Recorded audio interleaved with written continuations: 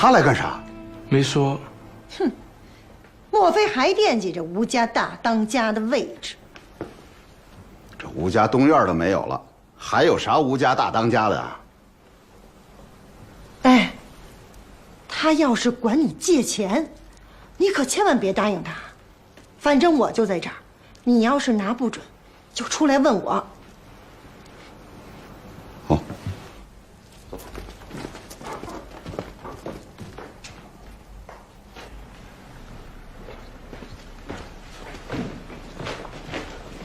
三叔，啊，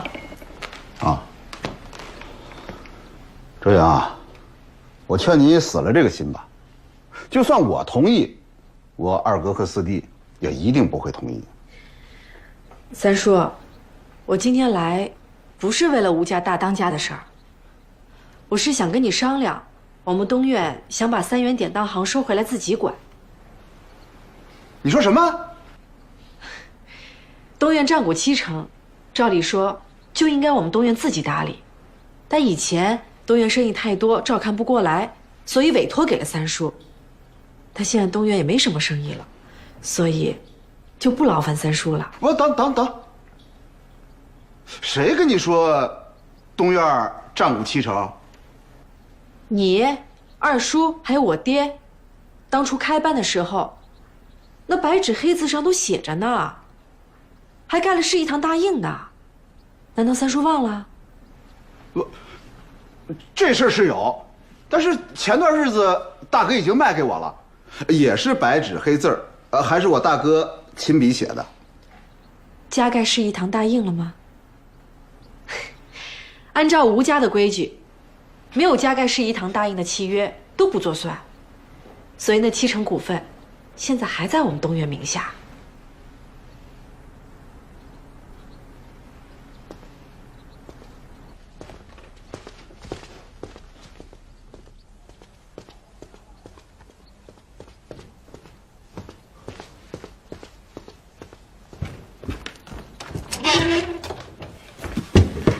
跟周莹谈完了，哎，他来做什么呀？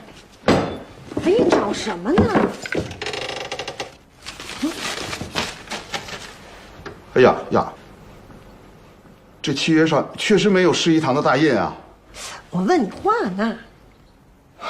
周莹说了，这张契约不算数，那70%股份还归东院。他说3元典当行要收回去，要自己打理。凭什么不算数啊？你大哥签字画押了，怎么能轻易反悔啊？但是按照我太爷爷定下的规矩，兄弟间的所有契约往来必须加盖示意堂的印才算数。夫人，你看，这上面就少这个印啊。还真有这规矩啊3元典当行还得归东院。那可不行。这几年你干一样赔一样，咱们就指着这典当行挣点钱，要是还给东院，我们吃什么？可这是老规矩啊。你就说你不知道，那能行啊？反正你就一口咬死，你大哥签字画押了，不能改了。哦。哦。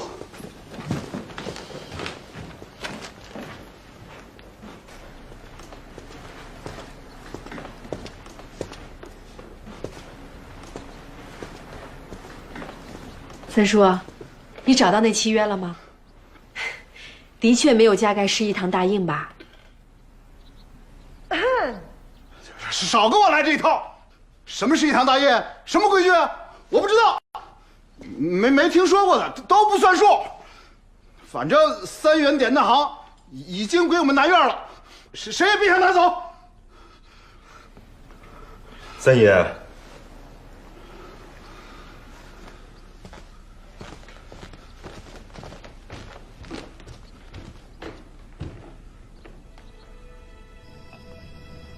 安胎的，快趁热喝了啊！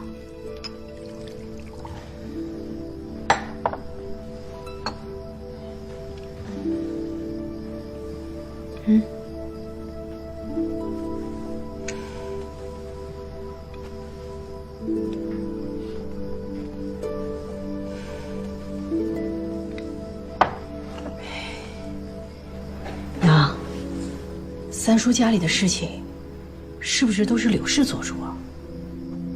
你还真说对了，你三叔就是怕老婆。为什么？年轻的时候，柳氏是当地数一数二的美人儿。你三叔见了一面，就被收了魂了，就回来求你爹去提亲。开始啊，柳氏先不同意，后来你爹还是狠花了一些银子，你三叔才把柳氏娶到手。从此，他就把柳氏当宝贝一样宠着，都把她宠翻天了。哎，这就难怪了。你的意思是，柳氏拦着不还我们股份？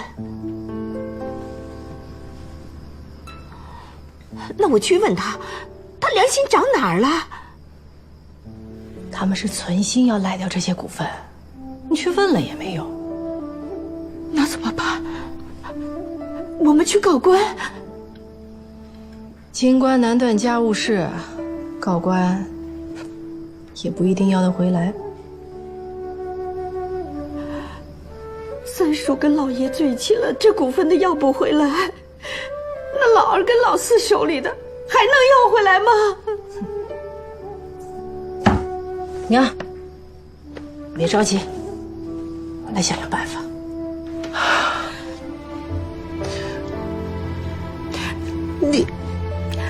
你这是什么姿势？啊？你给我好好坐着。娘，我这样蹲着舒服，比坐着舒服。周莹，东院虽然已经不是以前的东院了，但规矩还是以前的规矩。再说了，你这个样子对孩子也不好啊。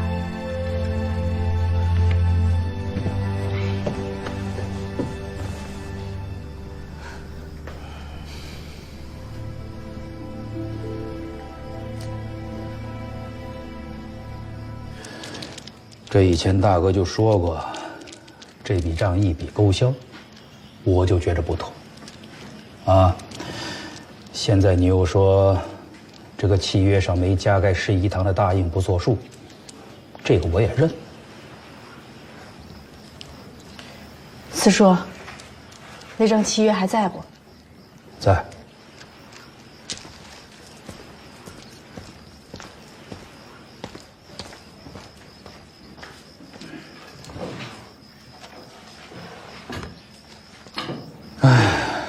中央，你放心啊，这5000两银子呢，四叔绝不会赖账。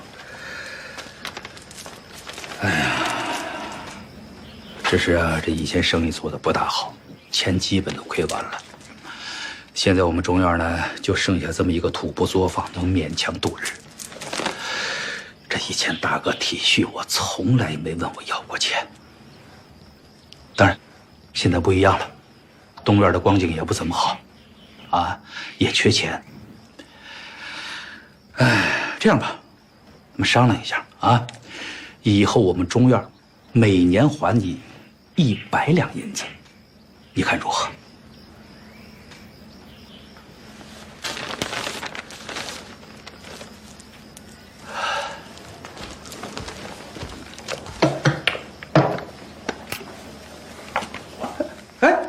周阳，哎，你把这印盖上，这钱我可就不还了啊！我知道。四叔，请一笔银子可重要多了，是不？那是。周英，你说的没错，吴家的确有这个规矩，没有加盖市一堂大印的契约，全部不算数。这契约拿回去吧。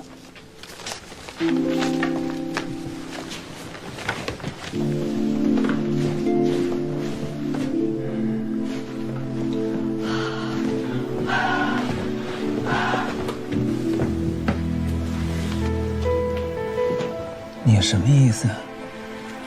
二叔，我今日来，不是为了追讨这些客商，以及这些客商手中的应收账款，我只是想请二叔来主持一个公道。什么公道啊？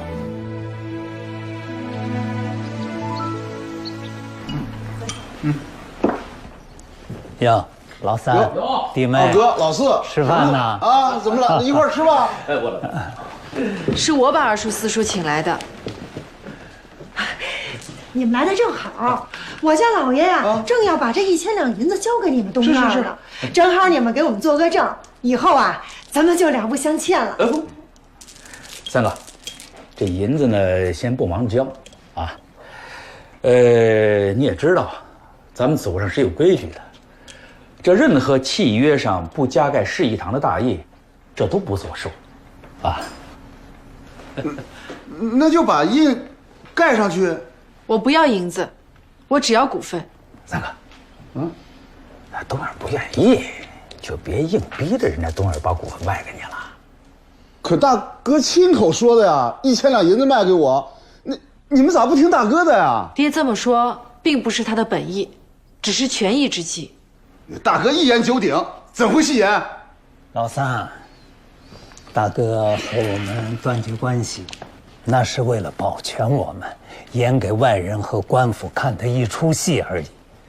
现在既然示义堂的大印在此，我看你啊，还是遵从祖上的规矩，别再惦记那7成股份了。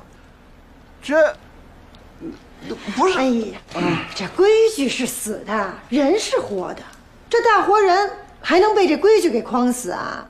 弟妹啊，你有何高见呢？我哪有什么高见呀？我就是觉得吧，这么多年都过去了，皇上都换了好几个了，这吴家也散了，这示义堂大印束手束脚的，还不如扔了算了。怎么说话呢？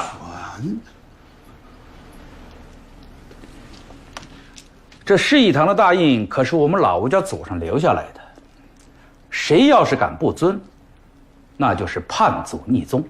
祖上定下的规矩，谁都不能改。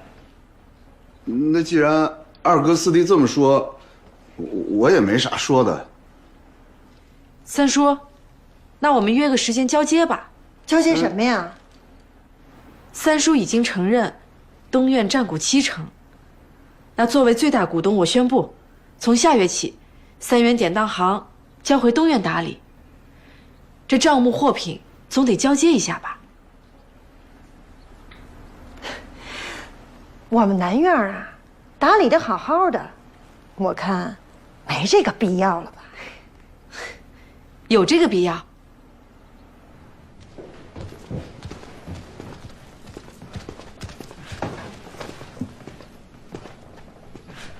夫人，咋了嘛？你怎么这么轻易的松口啊？7成股份，2万多两银子就这么没了。哎呀，那大哥在世的时候，我要钱，大哥给钱；我要生意，大哥给生意。大哥虽然现在不在了，可是咱也不能做得太过分啊。那再说了，我们吴家确实有这规矩。如果是大哥找怎么样，咱们无话可说。就算是盖了印，咱们也还。我就知道你有情有义。你听我说完。可现在明明是你大哥要给，那寡妇要我们还，怎么着？你也是吴家的三叔吧？怎么就让一个小辈的女人说什么就是什么呢？你大哥现在走了，论吴家剩下的人，论排行你是老二，论实力论威望你可是老大呀，你怎么能让一个排不上号的寡妇给压住了呀？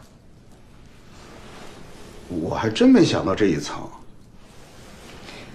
我告诉你，今天我们是输了这一招，下一招无论如何也不能输。那经营权无论如何也不能还回去。可他是大股东，他说换谁就换谁，我没有办法吗？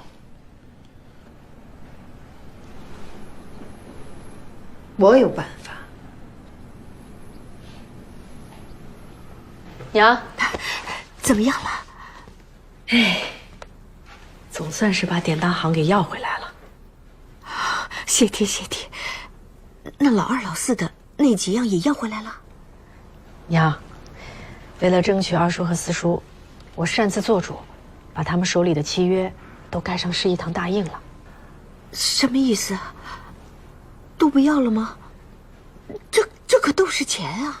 二叔手里也就几个做布的客商，我们的商号都被没收了，要那客商来作甚？那还有应收的账款呢？我让王世军查过了，也就几千两银子。而四叔那边的欠款，你再怎么逼他，他也还不出来，还不如盖个章，通通一笔勾销，送他一个人情，他们才会心甘情愿的帮我把典当行要回来。老二老四也帮了忙，没他们帮忙说话，那三叔能轻易答应？话说回来，现在真正值钱的只有这典当行了。若经营的好，一年能赚上万两银子，到那时，我们东院的生计可就不愁了。但我听说了，典当行自打开启，每年分红最多也只有2000两银子。所以啊，我要回来自己干。你做？现在只有我啦。娘，你先歇着，我还要去跟王世军商量交接的事儿呢。哎，你也累了一天了，你也该歇一下了。千头万绪，不敢歇。那你千万要小心，记住，你可不是一个人了。放心吧，娘，我知道了啊。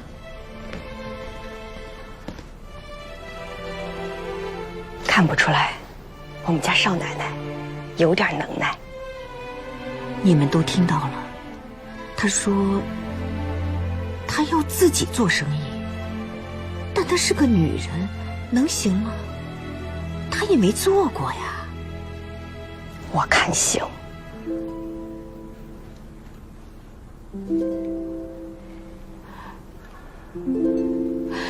如果一年真能挣个上万两银子，那我们娘仨，我们东院就不愁了。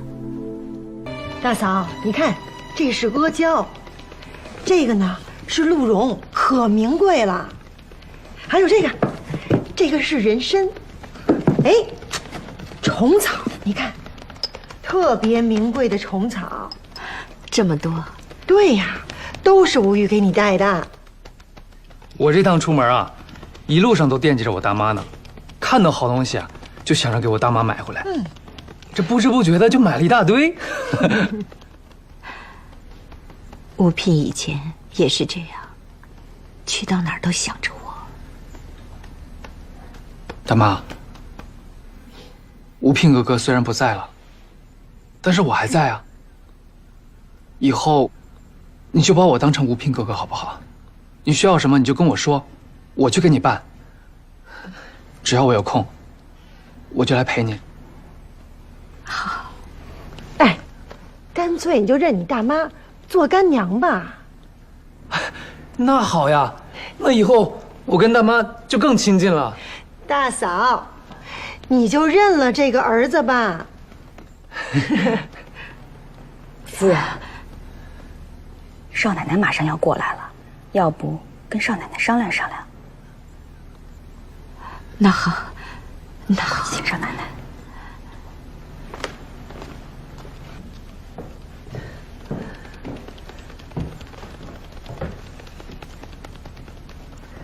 大嫂，这周莹和王世军天天同进同出的，好像挺亲密的。也没啥吧？对，没啥，没啥。春杏儿，少奶奶，春杏儿，少奶奶，春杏儿，少奶奶。这个事儿啊，就是娘，哎，我觉得不必多此一举。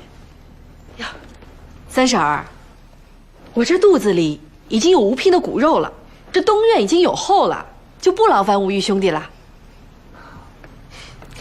周莹，我这么提也是心疼你呀。你看，再过几个月你就要临盆了，可千万不能累着。这以后有什么苦活累活啊，就交给你兄弟来干。大嫂，这家里添了一个人，可添了好多事儿。我有个提议，像典当行这样繁杂的事儿啊，你们就别管了，交给我们南院。你跟少奶奶呢，腾出时间跟精力，专心专意的照顾这得来不易的大孙子，你看如何？